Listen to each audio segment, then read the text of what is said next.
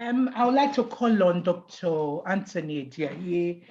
Dr. Ediaye is a consultant psychiatrist, a member of the Royal College of Psychiatrists, a DOS assessor, an approved clinician, and a Sector 12 approved doctor with particular expertise in psychiatry, including the elderly and adultery psychiatry. He has experience working with deaf people with psychiatric needs. He has an endorsement in liaison psychiatry and experience in perinatal psychiatry. Dr. Ediaye. It's a pleasure to be with you guys today. Like KD has mentioned, we are living in unprecedented times, times like I don't think any of our generation has ever seen. And because, when things like this happen, there's bound to be a lot of impact, physical health-wise and mental health-wise. And my expertise is on mental health impact of COVID-19, which is the topic I'll be addressing today. And at the end of the day, would love if participants could inbox their questions or suggestions or opinions, or as you deem fit. Now to the main crux for the day, which is the mental health issues associated with COVID-19. Key indicators of distress among the figures I'm going to be discussing today are figures that have been obtained by studies done in the United Kingdom adult population, and I'm sure, not sure. I would not be surprised if such can be applicable to other parts of Europe, or maybe in the Americas and in the world as well. Key indicators for distress among UK adults, including loneliness, suicidality, and not coping with stress, are worse now than at the start of the pandemic, according to a new research by the Mental Health Foundation and its university partners. The latest wave of research involved 4,436 adults and was carried out between the 26th to 30th of November after the announcement of successful vaccine trials. It shows that since March, the extent of loneliness has risen from 10% of UK adults surveyed to 25% in November. The proportion who say they are coping well with the stress of the pandemic has fallen steadily from almost 3/4, which is 73% in April, to 62% in November, which is good news, but not something for us to just begin to sing everything's all okay. We're still much in the mix of it.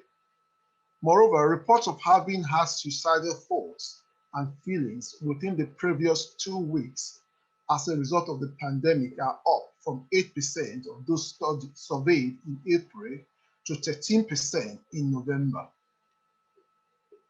It is not yet clear whether the pandemic will affect suicidal rates, but what we know is that suicide is a preventable outcome, and if we are able to plan well, rather than waiting for the number of suicides to rise, it could be really helpful. It is also important to remember that most people who have suicidal thoughts and feelings do not go on to make attempts or take their own lives. This is just a warning so that we don't get too, become too hysteric. It's begin to show a lot of hysteria. Just so people have suicidal thoughts, means they're going to kill themselves. But if you know anyone that's expressed these suicidal thoughts, you may as well just encourage the person to seek mental health intervention on time, rather than just wait and see. Just a brief graph showing the UK feelings of loneliness and hopelessness from March to November 2020. From the curve, you can see, the solid green line is the figure for loneliness, which took off from 10%, plateaued at about 25% around May, between early April to around June, and then dipped a little bit during the summer months, and then took off again during the winter months. Perhaps this is because the DIP might have been responsible, because at that time the restrictions were eased, and people can mix a little bit more. So definitely that would ease loneliness and hopelessness. But as the restrictions became reapplied, we can also see that the graph took off again, which mimics the effect of restrictions due to the pandemic on individuals. Level of coping very or fairly well with stress related to the pandemic.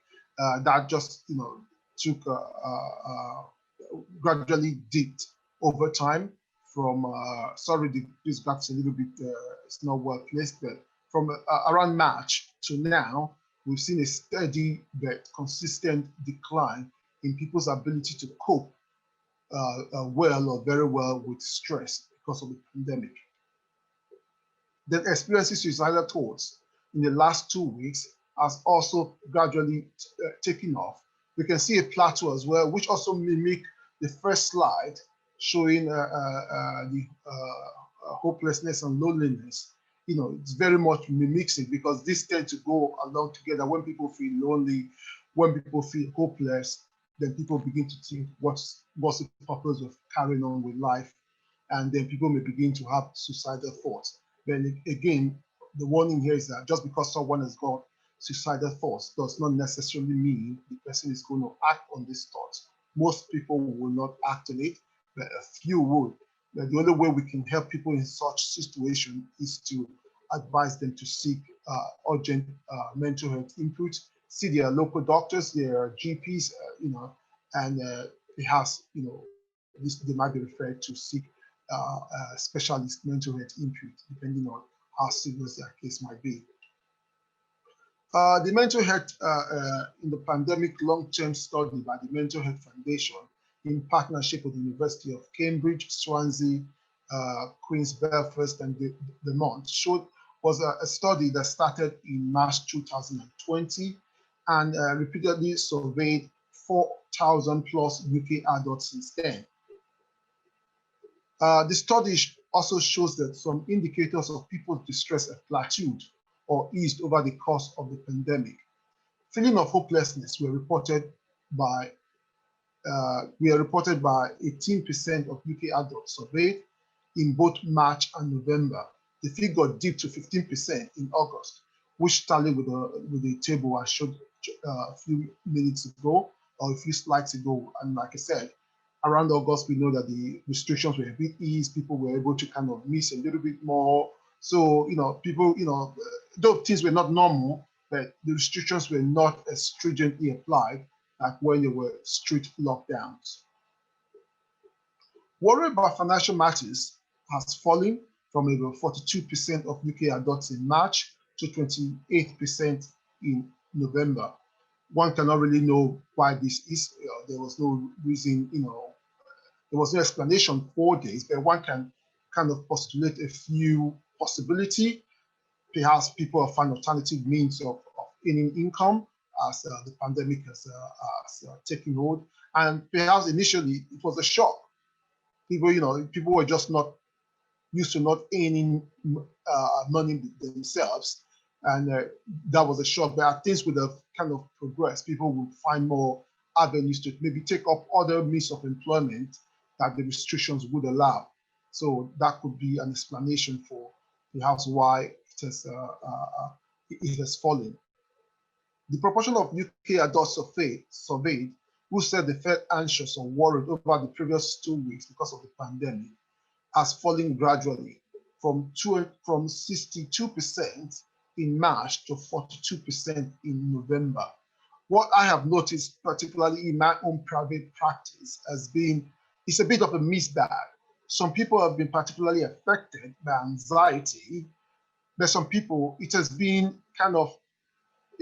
protective because they didn't need to go out. And for them, some people who have problems being anxious in social settings, if they're not going out, then they feel more contained in their environment. Then perhaps some people have got their partners with them at home and they feel more contained rather than their partners going out or going to work and they're alone in the house and they feel more anxious. that was a bit, like I said, it was from my own practice. It has been a bit of a mixed bag. Why it has been a lot problem for some people. For some people, it has been protective because they didn't need to go out, especially with people who have got things like OCD, that's obsessive compulsive disorder. It has been a bit of a mixed bag. When they're at home, they feel a little bit more comfortable because they don't need to go out. But then the problem might be that when they need to go out, then they become more aware that they may catch germs, or they become obsessed with cleanliness, which is one of the ways to prevent the COVID-19. So that's also been a bit of a mismatch. Could be protective, and also it could be, a causative or risk factors for anxiety. This is just a brief graph as well, just to illustrate the feeling of anxiety or being worried as a result of COVID-19 in the past 2 weeks. You can see a steady decline, not too sharply, but a steady decline, nevertheless, which is noticeable from March till November, and it's kind of plateaued out. According to Professor Bartel, the COVID-19 pandemic has eroded many of the things that normally protect our mental health, from social connectedness to financial security and hope for the future. Prolonged stress and loneliness negatively impact mental health and also contribute significantly towards physical health problems. We all know that our mental health is very much linked to our physical health. If your mental health is poor, your physical health is likely going to be poor, because the things that you need to do to keep your physical health in top shape, you may struggle to be able to do that if your mental health is poor. For example, having to go for exercise, having to even meet up for your doctor's appointment, even being able to take your own tablets could become a problem if you're feeling depressed, if you're feeling lethargic, if you're feeling stressed, if you're feeling scared. You may find that the basic things to keep your physical health going might become more of a challenge to you if your mental health is poor. And there's a good evidence that people with poor mental health problems tend to have increased risk of having cardiovascular problems and vice versa. So these issues will become more apparent over time and will cause a huge burden for individuals, communities, health services, and economies, which is the reason why we need to kind of keep a very close eye on this, because what studies have shown that one of the highest reasons people take time off work is stress, which can manifest in various ways: aches, headaches that just will not go away, or people feeling unease. This has been researched as one of the key reasons why people would take time off work, and that has got a lot of economic impact on the wider communities and on the economy as well. Now, just quickly, how am I doing for time, Assessor? I can't hear you. You're mute. I think you should be rounding up, yeah? You can round up now, please. Okay. All right. How long do you need? Just about 2-3 minutes. Okay, that's fine. So just going to quickly talk about prevention, about how we can, prevent or cope with our mental health during this very stressful period.